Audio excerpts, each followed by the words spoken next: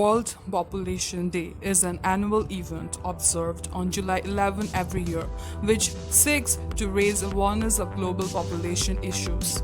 The event was established by the Governing Council of the United Nations Development Programme in 1989. It was inspired by the public interest in 5 billion Day on July 11, 1987, the approximate date on which the world's population reached 5 billion people.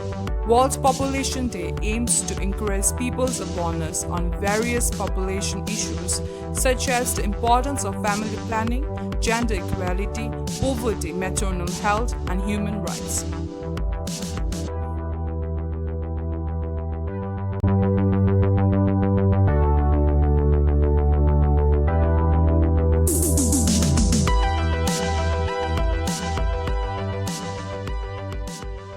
Vatican City is the smallest country in the world, with an area of 44 acres, which is equivalent to half a square kilometer. Vatican City is ruled by the Pope, and he represents all the world's Roman Catholics. One interesting fact about Vatican City is it has citizens, but no one has been born in the country. Citizenship in the country is not based on birth, but granted only to those who reside in Vatican because of their work or office. Cardinals who live in the Vatican City or Rome, as well as diplomats of the Holy See, are also considered citizens. And technically, no one can be born in Vatican City as there are no hospitals. At present, Vatican City has a population of 801 people. The current population of Nauru is 10,826 based on the latest United Nations estimate.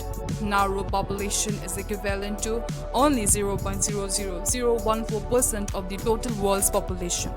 It was once the world's richest country, so rich when Nauru's phosphate reserves that for a brief period in the 60s it had the highest per capita GDP in the world. Alas, those reserves have now been largely exhausted.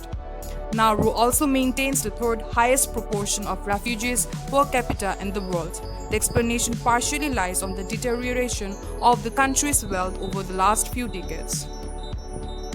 Large deposits of phosphate were discovered in the late 19th century across the island, and once Nauru gained independence in 1968, intensive mining boosted the country's income.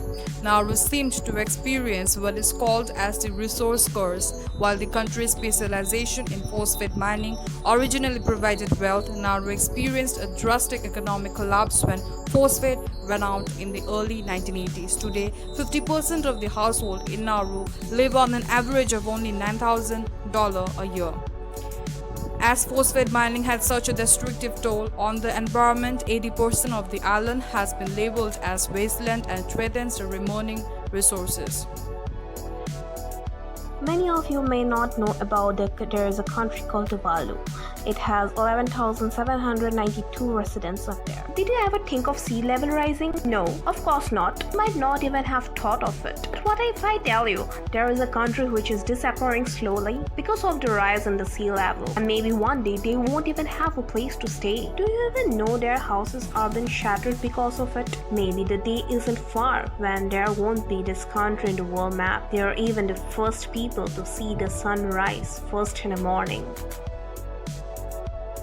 When looking at the political map of the earth, you can be easily impressed by how enormous Russia is, the biggest country in the world, all 66 million square miles of it. But if you take a look at a map showing how the world's population is distributed around the globe, Russia looks less impressive. With its 146 million people, Russia ranks just 9th in the world in terms of population. Still big, but not so much for such a giant country. The first reason is pretty obvious. Many Russian regions are too cold to support human habitation, and most of the population is concentrated in the European part of the country, which covers just 23% of the whole territory, or lives in the Southern Asian region. The entire northern and the eastern regions of the country are uninhabited, contributing to the low level of population in Russia as a whole. The primary causes of Russia's population decrease and the loss of about 700,000 to 800,000 citizens each year are related to high death rate, low birth rate, high rate of abortion, and a low level of immigration. In 2010, the United States Census estimated that Russia's population will decline from the 2010 estimated of 143 million to a mere of 111 million by 2050, a loss of more than 30 million people and a decrease of more than 20%. Alcohol-related deaths in Russia are very high, and alcohol-related emergencies represents the bulk of emergency room visits in the country. We all know is the most populated country in the world. The current population of China is 1,439,464,621 as of Friday, July 10, 2012. China introduced a one-child policy to control the growth of its rapid expanding population. The Chinese government formally implemented the policy during the late 1970s. Chinese one-child policy most strictly applied to one Chinese living in the urban areas of the country. It does not apply to ethnic minorities throughout the country. One Chinese represents more than 91% of the Chinese population. Just over 51% of China's population lived in urban areas. India is the second most populated country in the world behind China, and in next 4 years by 2024, India could suppress China.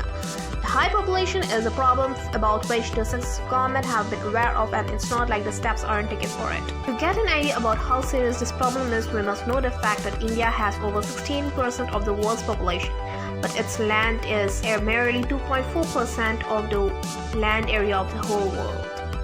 Multiple Indian states have adopted two-child policies. These policies are implemented by prohibiting persons with more than 2 children from serving in the government. The most recent policy was implemented by Assam in 2017. Some states have repealed policies. Chhattisgarh introduced a policy in 2001 and repealed it in 2005. A criticism of these policies is that it reduces the number of women in the government position and encourages sex-selective abortion. As of 2014, there are 11 Indian states which have implemented the two-child policies in hope to reduce the number of children per family. The policy was geared mainly towards politicians' future and inspiring to limit their number of children to 2 or less.